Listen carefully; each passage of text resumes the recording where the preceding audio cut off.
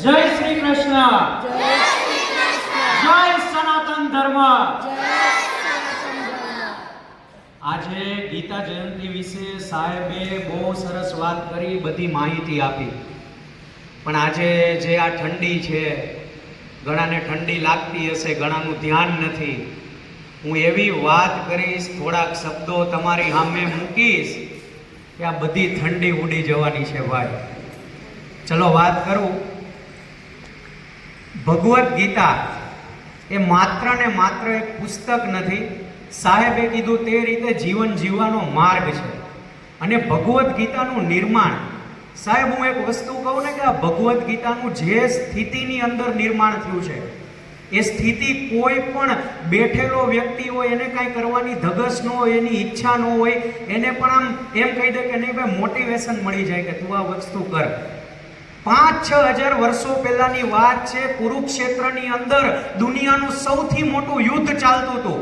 100 કૌરવો કે જે અધર્મી હતા અને એની સામે 5 પાંડવો કે જેણે માત્ર ને માત્ર શ્રી કૃષ્ણને પસંદ કર્યા હતા।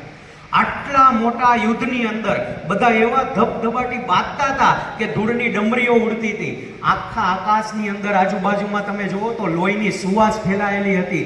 આજુબાજુમાં નીચે જુઓ ને તો લોકો મરેલા પડેલા હતા। લોકોની લાશો ઉપર ઝઘડો કરવામાં આવતો હતો અને એ પણ માત્ર ને માત્ર ધર્મને બચાવવા માટે।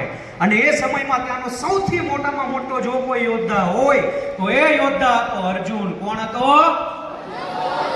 અર્જુનના હાથ પણ ત્યારે કાપતા હતા। એના હાથમાં ધનુષ બાણ હતું, એના હાથ કાપતા હતા। ત્યારે શ્રી કૃષ્ણ એની સામે જોયું અને કીધું કે અર્જુન, તારા હાથ કેમ કાપે છે આવી રીતે? તારું કર્તવ્ય છે કે તારે યુદ્ધ કરવાનું છે, તારો જન્મ એની માટે થયો છે। આ યુદ્ધ ભૂમિ મૂકીને તું કસાઈ ન જઈ શકે।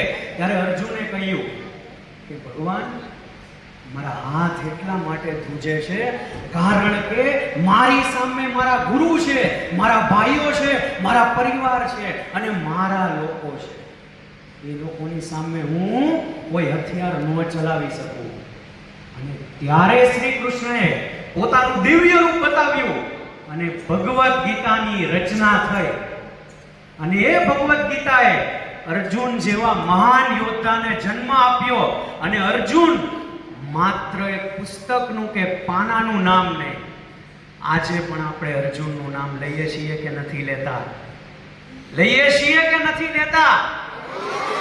જ્યારે કોઈ બાળક પોતાનું કર્તવ્ય ભૂલે, પોતાનું ફોકસ ભૂલે, ડિપ્રેશનમાં જતો રહે, એને કોઈ રસ્તો નથી મળતો, ત્યારે બધા મોટિવેશનલ સ્પીકર મિત્રો સાઈડમાં જતા રહે અને માત્ર ને માત્ર એક જ મોટિવેશનલ સ્પીકર જે દુનિયાના દેવોના દેવ છે અને એ છે સ્વયં શ્રી કૃષ્ણ, જેણે હજારો વર્ષો પહેલા એવા શ્લોકની રચના કરી કે જે કોઈ પણ માણસ ભગવદ્ ગીતા વાંચે તો એનામાં મોટિવેશન ભરી દે, એનામાં પ્રેરણા ભરી દે। ગીતા જયંતિ, આપણે લોકો ગીતા જયંતિને એક દિવસ તરીકે ઉજવીએ છીએ, પરંતુ ગીતા જયંતિ એક દિવસ નથી, જીવન જીવવાનો રસ્તો છે। આજના સમયમાં કોઈ પણ વ્યક્તિ એવું જો કહેતો હોય ને સાહેબ કે મને આવો પ્રોબ્લેમ્સ છે, એકચ્યુઅલી મને આમ થાય છે, મને ડર લાગે છે, મારાથી કાંઈ થતું નથી, આમ થાય તેમ થાય, ફલાણું હજારો બાના કાઢતો હોય, હજારો બાનાનું એક સોલ્યુશન એટલે ભગવદ્ ગીતા। જો આપણને ડર લાગે છે તો ભગવદ્ ગીતા વાંચો, જો તમે નિરાશ થાવ છો તો ભગવદ્ ગીતા વાંચો, જો તમે ડિપ્રેશનમાં જાઓ છો તો ભગવદ્ ગીતા વાંચો, એમ થાય છે કે જીવનમાં હવે કંઈ રહ્યું જ નથી તો પણ ભગવદ્ ગીતા વાંચો। કારણ કે ભગવદ્ ગીતા માત્ર પુસ્તક નથી, ભગવદ્ ગીતાના શ્લોક માત્ર શ્લોક નથી, પણ એ જીવન જીવવાનો રસ્તો બતાવે છે। અને આજે એક વિદ્યાર્થી તરીકે તમારામાં જીવન જીવવાની ઈચ્છા છે? જીવનમાં આગળ વધવું છે? સરખી રીતે બોલો, એનર્જીથી જીવનમાં આગળ વધવું છે? ભગવદ્ ગીતા આપણી માટે છે, કોની માટે છે? બોલો મારી સાથે, જય સનાતન ધર્મ। હાથ ઊંચો કરીને હજી એકવાર જય સનાતન ધર્મ। ઓકે, મને સાંભળવા બદલ ખૂબ ખૂબ આભાર। મને તો સાંભળી લીધો, પણ ભગવદ્ ગીતા મિત્રો